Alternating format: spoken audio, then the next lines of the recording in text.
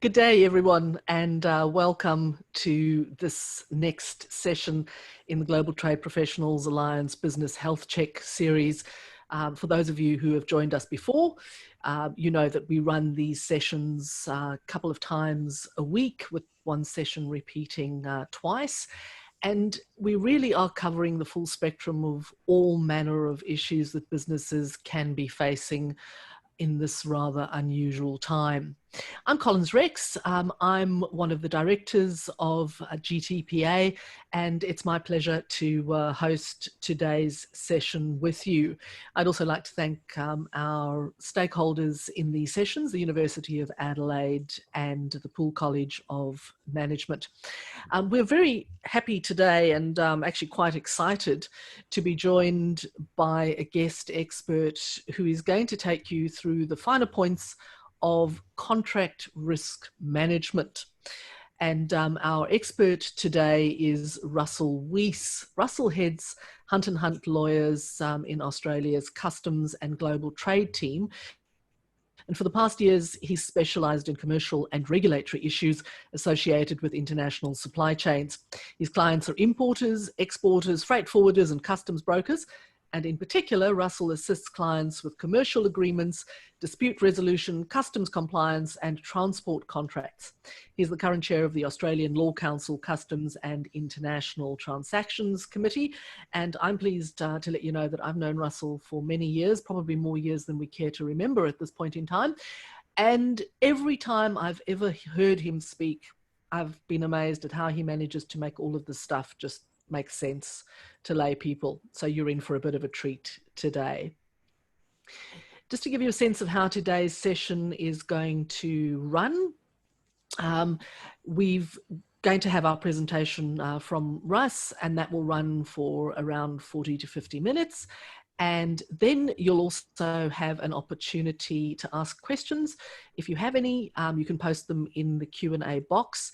And if you can't think of any immediately because you're just so overwhelmed by all the material you're about to hear, you're more than welcome to send them to us via email, and we'll give you the emails at the end of today's presentation session. And we'll also give you some more information about how we can reach out and help. So without further ado, I'm going to pass over to Russell, who's going to talk to you about the finer points of contracting.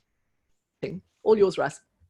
Thanks a lot for that, Collins, and thank you very much for the opportunity to present today. It is a very important topic, and I know for the past few months we've been getting inundated with emails from lawyers and consultants about force majeure and frustration and the various issues that arise in the COVID-19 environment in the context of contracts. So it can be a bit overwhelming. I think what I'm going to try to do today, and what's important, I think, for everyone on the line, is go over some of the basics of those issues of how contracts respond to COVID-19. But also now I think we're moving from those people who were considering the initial impacts of COVID-19. They've maybe dealt with that storm or made arrangements with their existing sort of contractual partners. But we also need to think about the future, because we don't know how long this environment will last for. And it is, we just can't stop trading. We need to enter into new contracts, but we can't just have those contracts ignoring the reality of the current scenario and the increased uncertainty that COVID-19 brings. So we'll split the session up today into two sort of areas, one looking at obligations under existing contracts and one looking at future contracts. And I think in this context, it's important just to remember exactly why do we document our written agreements. And the main reason that I sort of say to clients is that we have written contracts for when things go wrong, is that if everything goes right and everyone's on the same page, what's in each party's mind is matches up and there's no disputes. But we need to put it down in writing for when things don't go right, when something unexpected happens, or when one party has an understanding of the contract that's different than the other, that's when a written contract becomes really important. And of course, we don't know whether that's going to happen at the time we enter into a contract. Normally, we wouldn't enter into a contract if we thought there was going to be a dispute. However, in this current environment, we have a greater level of uncertainty and we have a greater likelihood of disputes than perhaps any other time in the 15 or so years that I've been practicing law. And what that means is that the need for a written contract becomes more and more important. So in that context, we'll get into the topic. And as Collins has said, if there's any questions, shoot them through, and I'm more than happy to address them throughout the session or at the end there. Now, how COVID-19 is impacting people will vary from country to country and depending on the commercial arrangement that is in place. But we know, and for many existing contracts now, some of those contracts just can no longer legally be performed. And that's going to be, the obvious ones are going to be ones that involve congregation of people in public spaces or movement of people across borders. Those things now, they're not just impractical or more expensive, they may well be illegal or impossible. Now that fits into some categories, but then what we'll see more often where it comes to supply of goods, for instance, is that the supply is not impossible, but it just may be even more expensive because supply chains have been interrupted and the costs of goods have arisen, where you need to find new suppliers. It may be delayed because of there's barely any air freight available, or it just may become more difficult because you now have remote working and it's not possible to have the production at the same level as it used to be. And the last sort of category we're seeing for existing contracts is where there's a customer who contracted for the performance of services or the purchase of goods, and maybe this was a long-term contract with ongoing commitments, and due to the current circumstances, they no longer require those services. So those services could be performed, but they're no longer required. And if we just think about it, for an easy example would be if you've entered into say a long-term advertising contract for the relating to a business where the provision of those goods is no longer possible. And I think of anyone in the tourism industry, for instance, they would hate to have spent a lot of money committing to buying, say, advertising space in a newspaper for promotion of holidays and the like at the moment. So we have people wanting to breach contracts or renegotiate contracts in those circumstances. So we'll talk a bit about that, but we're also going to look at future contracts where there's a great reluctance for people to actually make long-term commitments at the moment because you don't want to set up and make commitments based on the current set of facts when you know that in 6 months' time they may be very different. So we're seeing that's tied in with a lack of certainty. So people don't necessarily want to put commit themselves to perform certain obligations where they don't actually know whether they can perform them at the moment, or people don't want to commit themselves to purchasing services where they don't know whether or not they'll need those. What I think this comes down to is allocation of risk, and COVID-19 brings risks, and who in the contractual relationship is going to bear those risks is essentially what we need to think about in these new contracts. We've been drafting contracts for organisations that just can't put their business on hold. They need to keep procuring services, and they want this. One particular client said, "We want to be fair about this. We don't want the risk to be entirely just on the customer because we need to have a relationship with them. There's no point us entering into a contract where it just falls over if the restrictions get worse. We need to have some flexibility there, and we're prepared to accept some of that risk. But at the same time, it needs to be properly thought out, and I think there's probably the risks fit into the different categories, those that are known at the moment and those where it's, I guess, what future restrictions there may be are unknown.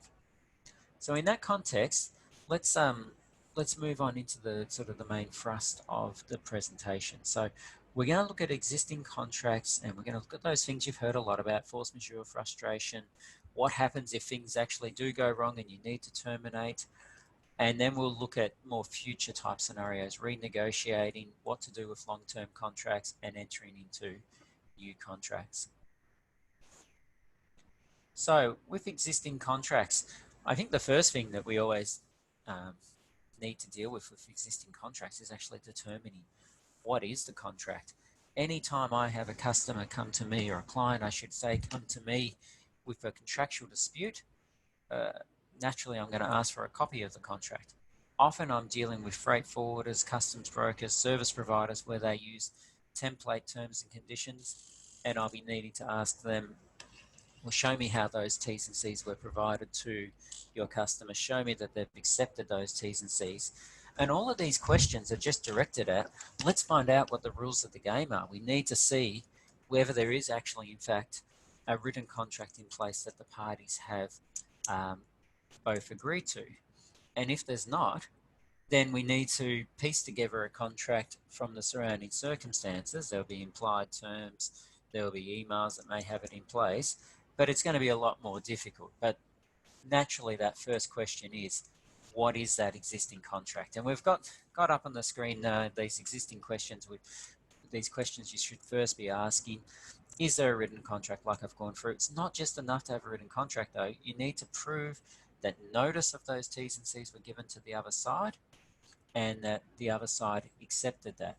Now, I know I'm talking to an international audience here, and this is one of the areas where the laws will differ from country to country. In Australia, for instance, we've recently had a judgment that held that if in your email footer you have wording that says all trade conducted according to our terms and conditions, a copy of which can be found here, and then there's a hyperlink, in a particular case with a freight forwarder, that was found to be sufficient to incorporate that freight forwarder's T's and C's into the contractual relationship between the parties. I know in other parts of the world that may well not be sufficient. Ultimately, you're always going to be best placed if you've got a signed agreement, but we also know that's best practice that may not always be adopted and may not have been possible. But you need to get advice first to work out what terms govern this contractual relationship. And then once you know that, then you can dig into those T's and C's. And I'm going to proceed on the basis here that you do have a written contract in place. If you don't, then again, it comes very much down to your local law and to what extent there'll be conditions imposed by legislation, or the extent to which the local law allows T's and certain terms to be applied. But if you've got those written agreements, then you need to go through and work out, identify those key clauses. So I've got up there on the screen some of the key issues. I would say, first of all, governing law is important, because if you've nominated that the governing law is a country's legal system that implies force majeure type clause, so any of the civil law type countries, say European countries, for instance, then it's very likely you're going to have some sort of force majeure provision that applies. Assuming the governing law, though, is a common law country, such as Australia, the US, or England, then it's going to be more likely that there will only be force majeure type provisions if there's an express term in the contract to that effect. So then you'll look through the contract and try find if there's a force majeure clause. Sometimes it'll be really easy for you because it'll be headed force majeure.